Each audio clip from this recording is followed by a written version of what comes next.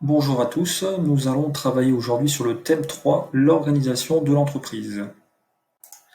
La question sur laquelle nous allons travailler aujourd'hui est la première question de la partie économie, qui en comportera deux, qui s'intitule Comment les facteurs économiques déterminent-ils les choix de production? On va aborder trois points majeurs. En réalité, l'entreprise va se poser trois grandes questions. Comment je vais produire? Avec quelles contraintes? Et est-ce que je vais faire moi-même ou est-ce que je vais faire faire? Comment produire en combinant des facteurs économiques? On distingue le facteur travail, le facteur capital et le facteur connaissance. Qu'est-ce que le facteur travail? Il correspond à une activité manuelle ou intellectuelle rémunérée qui permet la production. Il est constitué de la population active, qui comprend l'ensemble des personnes étant en âge de travailler, qui ont un emploi ou qui en recherchent un. La quantité de travail dépend de la durée du travail, de la longueur des études, des flux migratoires et de la retraite.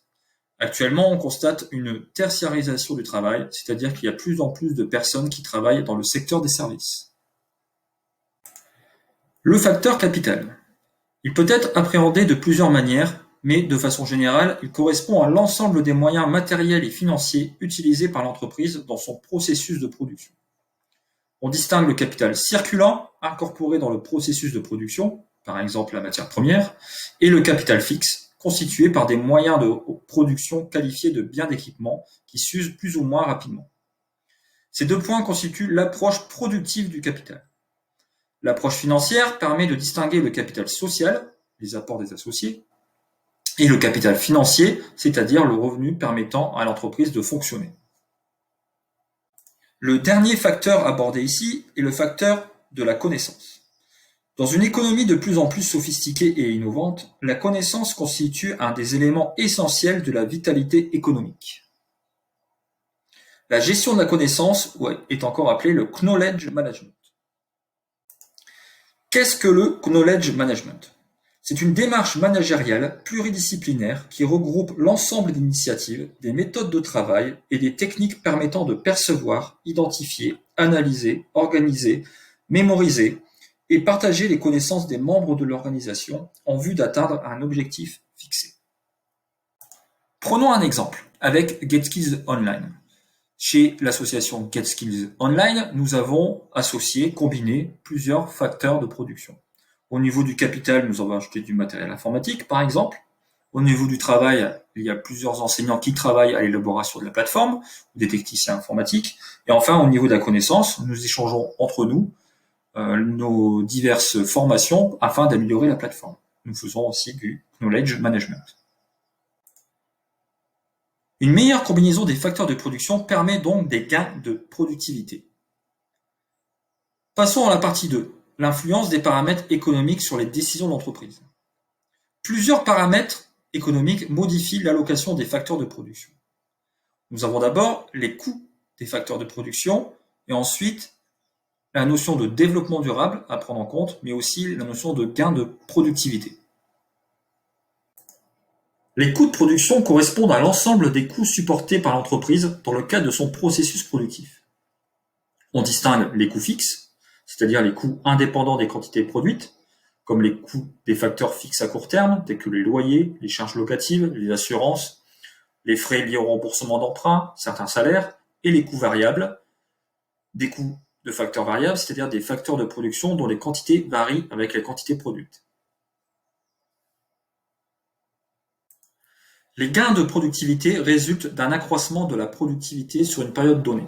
Ceux-ci apparaissent lorsque l'entreprise produit davantage avec la même quantité de facteurs ou bien lorsqu'elle respecte ses objectifs de production en minimisant les moyens utilisés. On parle souvent d'économie d'échelle. Les entreprises cherchent à rendre leur processus productif le plus efficace possible et leur objectif est de sans cesse accroître leur productivité, c'est-à-dire de réaliser des gains de productivité. Les principaux déterminants des gains de productivité sont l'amélioration de l'organisation du travail, l'accroissement de la qualification des travailleurs, l'allongement de la durée d'utilisation du capital, le progrès technique, l'effet d'expérience et d'apprentissage, plus on fait, plus on apprend, plus on a d'expérience, plus on va vite, la motivation des salariés liée au climat social et la reconnaissance financière ou non. Les enjeux des gains de productivité pour l'économie nationale sont multiples et dépendent de décisions des entreprises. Elles participent en effet fortement à la répartition de ces gains entre les différentes catégories d'acteurs économiques. Dans une première approche, il est possible de considérer que les gains de productivité favorisent la croissance économique, puisqu'à quantité de facteurs de production égale, il est possible de produire davantage. L'entreprise va également se poser la question de savoir si elle doit elle-même faire sa production ou si elle doit l'externaliser. On va donc réfléchir à la chaîne de valeur de l'entreprise et aussi à la notion d'impartition qui signifie aussi externalisation. Qu'appelle-t-on par la chaîne de valeur? La chaîne de valeur, présentée par Michael Porter, s'attache à décomposer les activités de l'entreprise. On distingue les activités de base que l'entreprise doit faire, comme la logistique interne, la production, la logistique externe, la commercialisation et vente de services, et les activités de soutien que l'entreprise peut sans doute déléguer, comme l'infrastructure de la firme, la gestion des ressources humaines, le développement technologique et l'approvisionnement.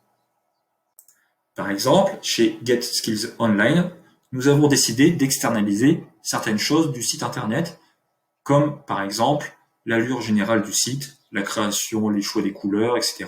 Nous avons fait appel à un graphiste. Qu'est-ce que l'impartition?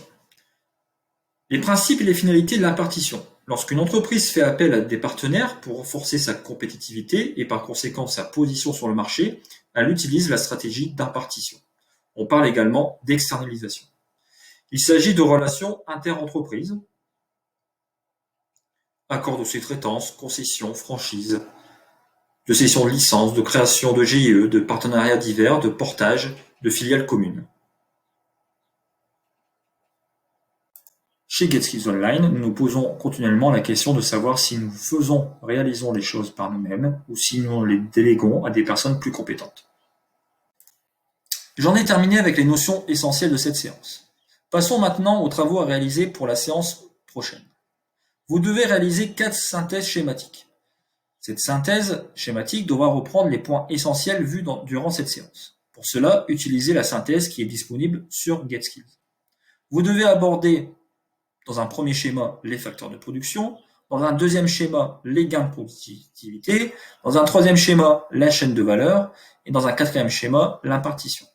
Ces synthèses sont à déposer en PDF sur GetSkills Online. Je vous encourage à regarder la deuxième vidéo qui vous explique où trouver ces différentes activités sur GetSkills.